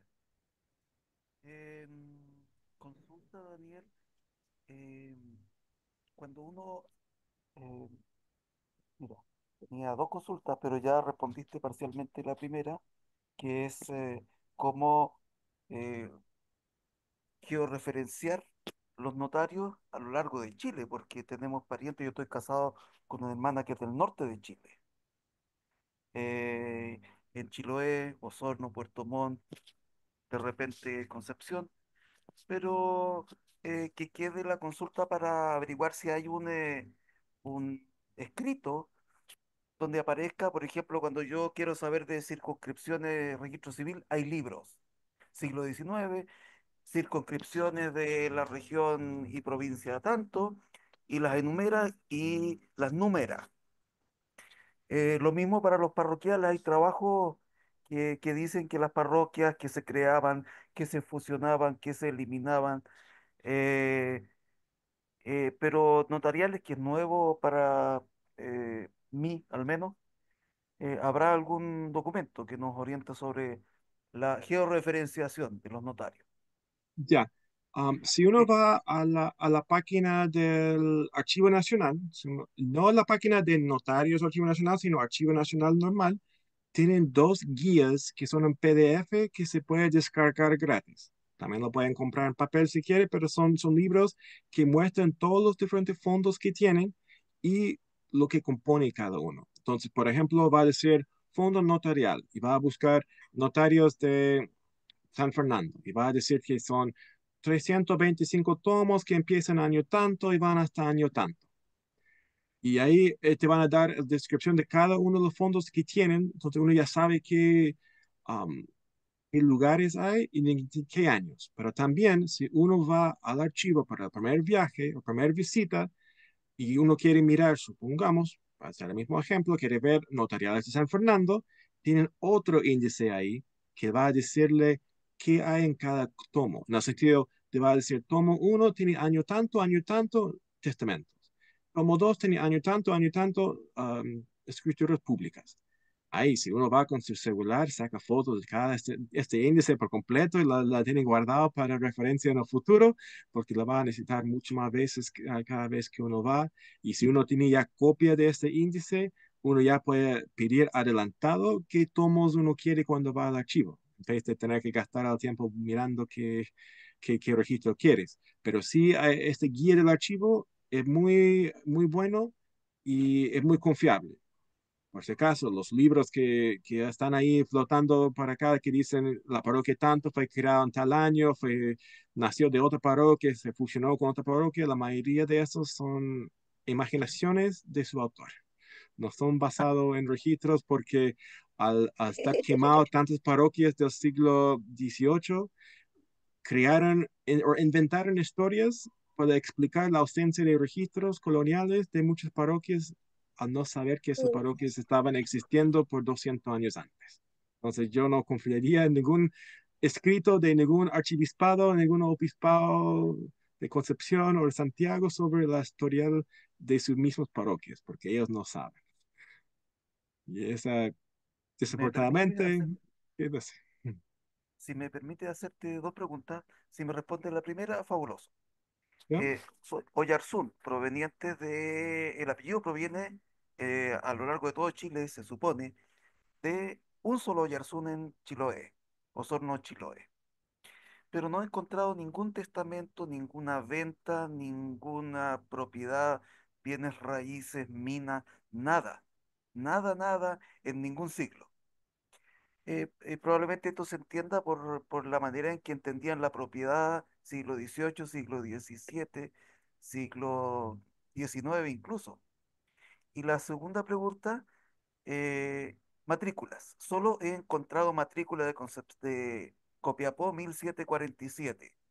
¿Dónde buscar? Ya, para contestar al primero, um, de los registros del siglo XVI, no va a encontrar registros de propiedades por ninguna parte de Chile, en notariales, sí, porque sí existía propiedad a la tierra, pero no era muy común que haya un registro que habla de eso hasta el siglo XVII, y toda la gente que vivía en el sur de Chile perdieron sus vidas o sus casas en un asentamiento indígena donde tuvieron que abandonar esa zona. Entonces no hay registro de los bienes que ellos tuvieron en Osorno, en Villarrica, Imperial, Valdivia, todo ese tiempo colonial. Pero de los Oyarzún, ellos aparecen en una publicación que tengo de una familia de Oyarzún de Santiago que se casó con una mujer indígena de Tata y se fueron a vivir allá en la ribera del río de Tata, y ahí ellos quedaron allá durante el siglo XVIII. um, y obviamente ellos sí eran de Santiago. Yo sé que tienen descendencia, muchos de ellos también en Chiloé, pero hay registros, pero hay que pensar que dueños de tierras en tiempos coloniales son 5% de las personas o menos. Entonces no, la mayoría no tenían ese beneficio, se puede decir. Entonces, así esa, hay cosas, pero lamentablemente por mucha parte del sur de Chile, como digo, los registros coloniales y parroquiales tanto fueron destruidos en la guerra de independencia. Um, ¿Y cuál es la segunda pregunta de nuevo? Me olvidé la... Matrícula Ya. en Chile. Las matrículas, hay matrículas por la fundación de cada villa que cuando quieren hacer la nueva pueblito en el siglo XVIII, tienen que tener una lista de todas las personas que dicen, yo quiero vivir ahí. Hemos averiguado que muchas veces las personas que dijeron, yo quiero vivir ahí, realmente no fueron a vivir ahí, que solamente estaban en la lista.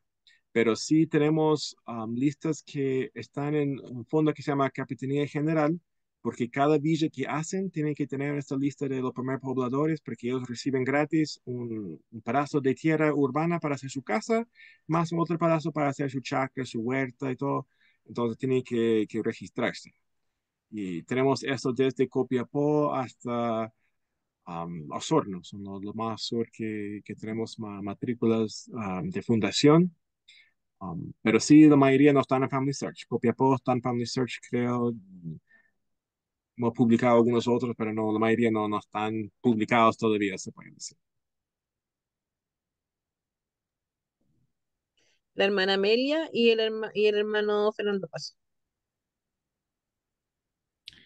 Hermano, muy buenas noches. Gracias por lo que nos ha compartido de sus conocimientos, y me llamó mucho la atención acerca de lo que mencionó la hermana de apellido Valdivia con respecto a Barraza, interior de Valle. Resulta que yo también tengo del lado de mi abuela paterna familiares sector de Ovalle, pero no paso de ahí. Llego hasta mi abuela porque era hija natural y no paso de ahí. No hay caso, no encuentro nada, nada. Mi papá ya fallecido en una ocasión me comentó que la abuela, estando casada ya con mi abuelo, la fueron a buscar unos parientes por una herencia, pero como el abuelo no le dio permiso, ella nunca fue a reclamar la herencia. Entonces, como usted hablaba de herencia para encontrar registros familiares, tampoco sé, ahora me acabo de enterar por lo que usted está explicando, compartiendo. No tenía idea que se podía encontrar más genealogía por herencia. Entonces, si es que existió el nombre de ella en alguna herencia, sería interesante porque ahí podría tomar el hilo para seguir buscando más, encontrando más. Pero de verdad que es un conocimiento que no tengo idea cómo aprovecharlo bien porque ahora lo sé, pero sigo en la misma, no sé cómo hacerlo. Esa es una pregunta. Y la otra es, cuando usted habla de libros, de índices, yo encuentro un índice y después ¿dónde voy? Después que encuentro el índice, porque existe el libro, yo soy de la Filmina, entonces me acuerdo que nosotros en la Filmina buscábamos un índice y después teníamos que ir a buscar otra Filmina que coincidiera con el índice hasta chuntarle que era el índice que la primera Filmina había dado. Entonces, ahora no sé, ¿cómo cuando si encuentro un libro con índice, dónde voy después a buscar la información? Ahí no sé, estoy Ya, muy, muy perdida. ya, le explico. Son dos cosas. Por ejemplo, si uno va al Archivo Nacional para mirar a notariales del siglo XIX o principios del siglo XX, ahí te van a pasar un cuaderno que es un índice que te indica más o menos lo que contiene cada tomo, el año del tomo y el contenido, qué tipo de registros, si son testamentos o cartas y ventas, cosas así. Y hay desde este índice, cuando encuentra, mira, yo quiero ver tomo 20, quiero 25, se llena un formulario y la entrega al funcionario la lista de tomos que uno quiere ver y te lo pasan de a cuatro. Ese es el primer tipo de índice. El segundo es que cuando ya te pasan el libro de notariales, o en el caso de los que están en línea, tú tienes descargado el libro en PDF, si tienes suerte, que ojalá tienes, las primeras 10 páginas o 20 páginas del tomo va a ser un índice de lo que contiene ese tomo, que le va a decir um, por nombre o por foja lo que contiene cada escritura. Puede ser que lo dividen por apellido o puede ser que lo ponen por primer nombre. En el sentido, el hermano Aquiles puede aparecer en la letra A por su primer nombre o puede aparecer en la letra O por su apellido, dependiendo cómo escribió el índice o el escribano. Entonces, y ahí en estos índices uno lee el nombre y qué foja se encuentra, qué página se encuentra, y ahí se va dentro del PDF a esta foja, que a veces son difíciles de encontrar porque a veces hay 2 o 3 números por cada página, según la cantidad de veces que un escritorio o escribano decidió cambiar la foja de la página, pero se encuentra el registro y ahí se lo puede leer. El otro que hablaste de su abuela en el sector para allá, por Ovalle, hay que Barras Interior de pensar, Valle. Barazo, sí.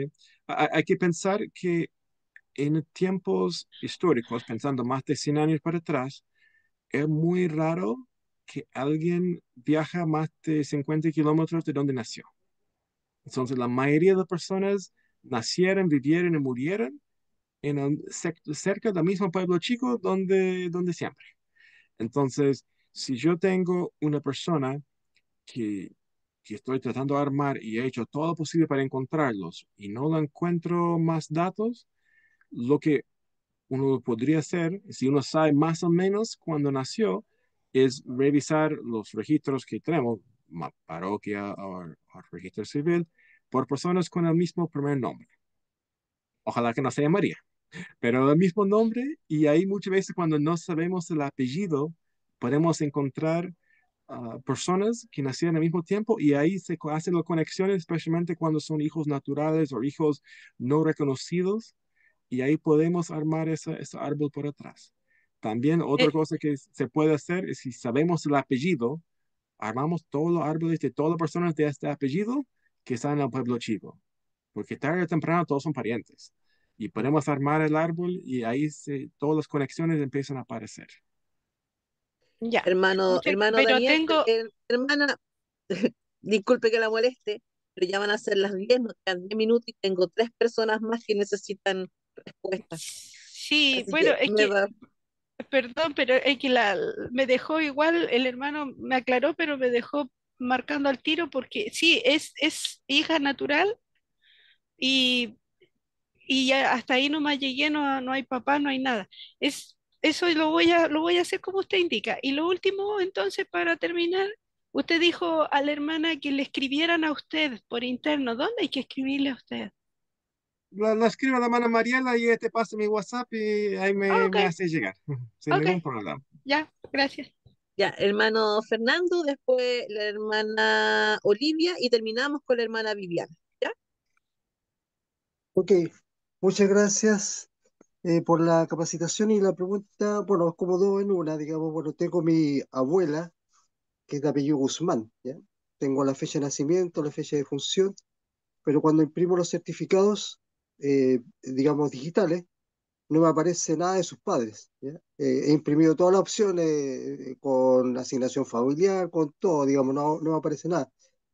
Probablemente algunos hermanos se encuentran con esa situación. Habría que ir al registro civil donde indica la partida de nacimiento de función para saber más datos. Es probable que eso esté o en realidad es pérdida de tiempo, yo.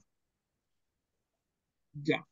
Para contestar esta pregunta, cuando uno imprima un certificado de registro civil en Chile, es muy importante ver en qué año fue hecho el registro, no qué Ya, año nació nuestro antepasado, ya, porque muchas veces el persona tiene una fecha de nacimiento, supongamos 1910, pero el registro es de 1930 tanto, porque se hizo el registro al momento de casarse porque no encontraron en el registro civil donde él quiso casarse evidencia de que estaba registrado antes.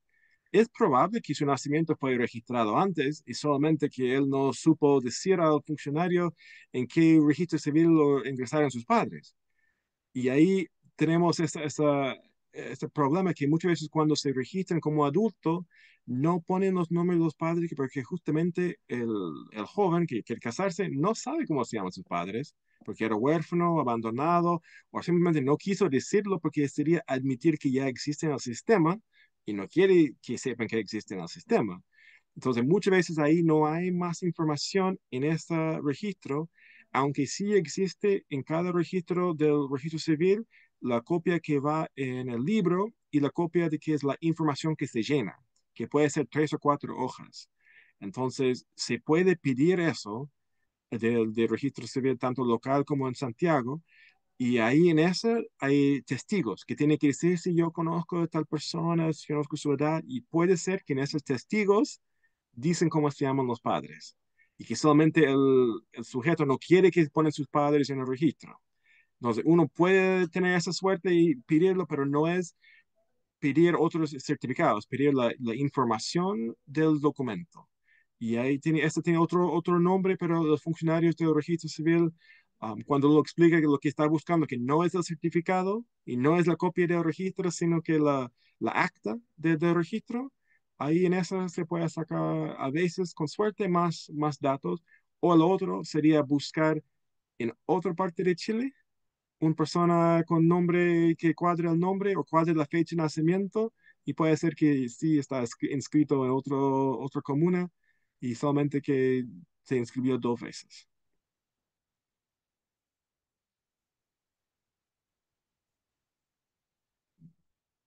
Hermana Olivia, Buenas noches.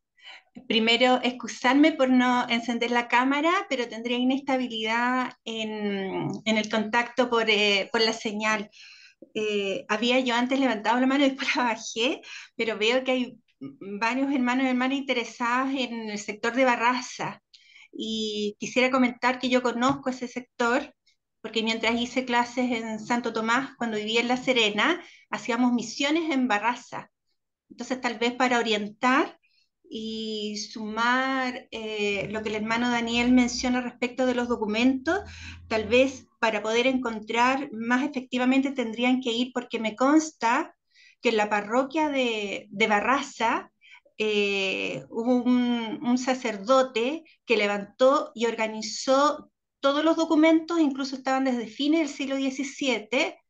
Tanto es así que hay un estudio que levantó uno de los profesores del área de historia de la Universidad de La Serena, Hernán Cortés, respecto de esas actas también, y esas estaban allí, yo las vi, porque de hecho levantaron un museo en la parroquia y con los documentos, ya estaban muy, muy atesorados.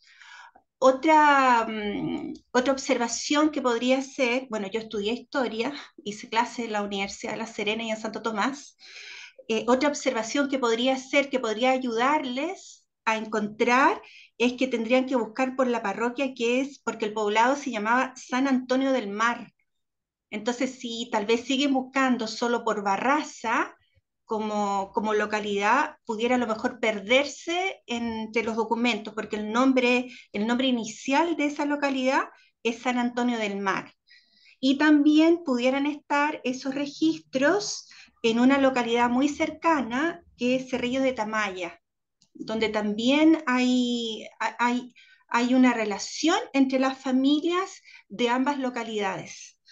Eso a modo de colaborar, digamos, porque veo que varias personas están interesadas en esa zona de la cuarta región, que está entre Ovalle y la Panamericana. En realidad está más, por eso se llama San Antonio del Mar, la parroquia donde están esos registros desde fines del siglo XVII, deberían estar.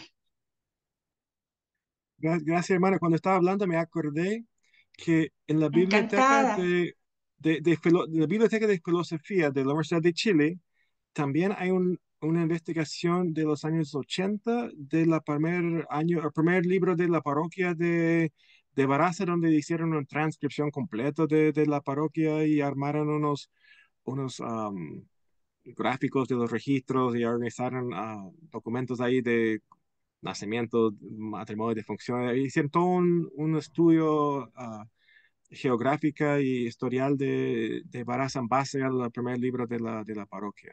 Pero eso se puede encontrar, no sé si está digitalizado o no, pero se puede encontrar en la biblioteca de la Universidad de Chile en su base de datos que tienen en línea.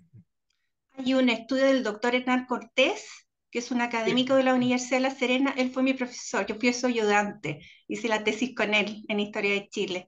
Y el doctor Hernán Cortés hizo un levantamiento de todas las encomiendas, bueno, y después continuó con el levantamiento parroquial que hizo el párroco, que llegó a organizar todo, incluyendo el museo, que es un ingeniero, el párroco Carlos Bolelli. Así es que yo creo que sí hay bastante información. Además que ahora es mucho más fácil llegar a Barraza. Nosotros hacíamos las misiones ahí de la universidad con los estudiantes, porque está pavimentado desde la ruta de 43 o desde la Panamericana. Sí, no, los trabajos de profesor Cortés son es el experto de la región, entonces hay que Sí. buscar los de él. Creo que esas eran todas las La preguntas. hermana Viviana. Me falta la hermana Viviana y ahí ya terminamos ya. No, Soy yo yo soy misma. Olivia, Sí. Ah, soy Olivia. Sí, ahí está. Olivia ya. Sí.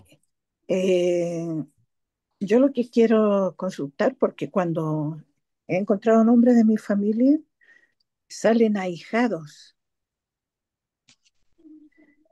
¿Cómo se consideran ellos? ¿Se consideran como hijos o eso hay que dejarlo de lado? Ya, ese es un problema nuevo de lo que son los registros parroquiales indexados por la inteligencia artificial.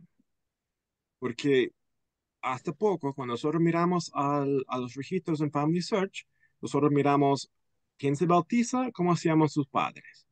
Sí. Pero cuando la inteligencia artificial hace el trabajo, ellos sacan todos los nombres que aparecen en el registro. Entonces, ellos sacan los nombres de los padrinos también. Entonces, cada vez que su padrino, su pariente aparece en un registro parroquial como padrino o madrina, la persona que se bautizó es un ahijado. Entonces, esa persona no tiene parentesco contigo necesariamente. Entonces, no es No, alguien que se pone en su árbol. Pero lo que sí es que le entrega alguna información a veces importante. Por ejemplo, en muchos casos ponen el matrimonio como padrino y madrina. Entonces, si yo no sé cuándo se casaron mi antepasado, pero los encuentro juntos en un registro como padrinos, ya sé que están casados. Entonces yo puedo decir, ah, ya, en este año ya están casados. Y si lo puedo buscar más para atrás, yo puedo tener más pistas sobre cuándo ellos se casaron en base en cuando ellos aparecen como padrinos en registros. O cuando, si es que mi antepasado llegó a la parroquia porque no era natural de allá, si empieza a aparecer en la parroquia como padrino, ya tengo claro cuándo empezó a llegar. Porque ser padrino aún hoy en día, pero en tiempos pasados era más importante, era una cosa um, de que mostraba su importancia social y sus redes sociales que estaban armando. Entonces, Ya, no son antepasados nuestros los ahijados, pero no. sí dan pistas. Y sí, es frustrante en Family Search cuando te dicen, mira, encontramos un registro y lo abres y no, es, Sí. es otro. Lo otro que le iba a consultar, porque lo que ñipa, Itata, Coelemu, Penco, Talcahuano, Concepción, por el lado de mi mamá. Entonces, mi abuela, yo no sé si se inscribió cuando se casó, pero ella cambió el apellido, porque hace 2 años falleció una hermana, la última hermana de mi abuelita, por el lado materno. Y ellos son Mardones Lagos. Y mi abuela es Lagos.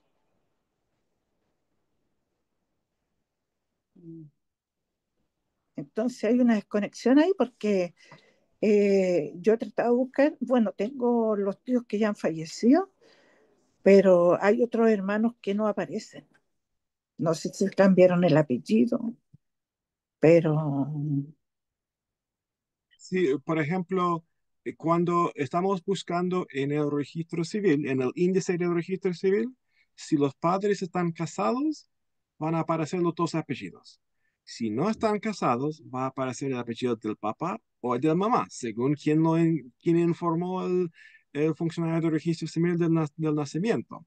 Entonces, hay esa cosa que pasa siempre, pero también tenemos casos, por ejemplo, un caso famoso, si uno va al sur, mi esposa es un apellido Borgoño y tiene un tío que era alcalde de Los Ángeles, todos los Borgoños del sur. Y haciendo la genealogía de los Borgoño, no los encontramos nunca conectando con los Borgoño que eran conocidos de Chile Central. Hasta que encontramos el primer matrimonio de coronel del registro civil y dimos cuenta que en el registro civil se había equivocado porque el persona que estaba casándose, su padre se llama Gorgonio de la Cruz. Y cuando nació el primer hijo, el personal del registro civil puso Gorgonio de la Cruz como Borgoño de la Cruz, que es un apellido.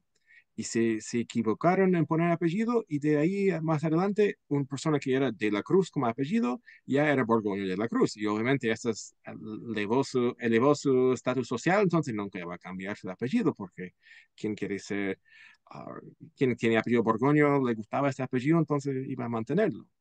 Pero cuando estamos haciendo la genealogía más para atrás, encontramos que cuando se casaron los padres de esa persona, la mujer en la parroquia, la mujer era hija natural, pero nombraron su padre y su madre. Entonces, cuando se casaron, ya pongo apellido del papá, apellido de la mamá, estaba todo bien. Pero la mujer en vida nunca usó el apellido del papá, siempre usaba el apellido de mamá. Entonces, cuando ella ya se casó, en el registro del matrimonio tiene apellido de papá, pero en todos los hijos, cuando nacieron sus hijos, ella aparece con el apellido de la mamá. Y ahí el personaje cambiaron de apellido muchas veces. Pero también, para terminar con su observación, el sector Nipas Coelemo Conuco Rafael es un ejemplo donde es un solo parroquia, donde si uno va al archivo del Archipispado de Concepción, te van a jurar que son 5 parroquias diferentes, que todos comparten el mismo libro que está en Family Search y que es la misma historia para las 5 parroquias, pero realmente es una sola parroquia. Pero las ya. curas de las diferentes parroquias pelean sobre quién es el dueño del libro que existe todavía, que hay un libro que nunca fue digitalizado por Family Search, y pelean sobre de quién es el dueño de ese libro del siglo XVIII. Pero es de Conuco. Hermano, ¿puedo hacer una acotación también? referente a los apellidos. A ¿Ya? veces, en el caso, por ejemplo, de mi madre, que ella es una persona nacida ya en este siglo, ella fue registrada por su padre y por su abuela. Ella tenía su padre y su madre, pero ella fue registrada por su padre y su abuela le dio el apellido. Mi mamá, en vez de ser Alarcón Fuente Alba, es Alarcón Toro, y Toro es el apellido de mi bisabuela, no de mi abuela. Entonces a veces pasa eso. Las abuelas registraban a sus nietos como si fueran sus hijos, independientemente de que los padres fueran Pero casados. depende, depende. Sí. No, es que hay todas historias de personas mal inscritas, lo cual explica, porque, como decía el otro hermano, cuando hay mucha gente que su primer registro en el registro civil de hoy en día es el momento que se casan. Porque ellos como jóvenes de 20 años, cuando quieren casarse, no tienen idea cómo fueron inscritos por sus padres o por sus abuelos. Entonces quedan con problemas. Pero podemos ver más de esos temas la siguiente vez, si es que la hermana María me deja volver, pero ahí lo podemos armar en una siguiente ronda después. Gracias, Muchas hermano gracias, Daniel. muchas gracias. Gracias a todos por participar en este taller. Van a haber más talleres del hermano Daniel, van a haber más talleres de otros hermanos, ya no miembros también de la iglesia, para que ustedes puedan seguir participando. Recuerden que todos los que quieran participar en este grupo me hablan por interno, los que me conocen, ¿ya? Y yo ahí les hago llegar una información en la cual nosotros necesitamos para ingresarlos al grupo. ¿Ya? Recuerden que este grupo es el grupo grande, se hacen, bueno, estamos haciendo ya 2 veces, a veces en el mes talleres grandes como son estos, pero siempre los subgrupos, ¿ya? Se están haciendo talleres todas las semanas, de distintas formas, de distintas maneras, todo relacionado con historia familiar, family ser y todo lo que más quieran aprender. Así que les dejo la invitación para los que quieran participar, aparte ya de anotar a todos los que escribieron los números en el WhatsApp. Mañana voy a estar hablando con ustedes, a los que me escribieron, y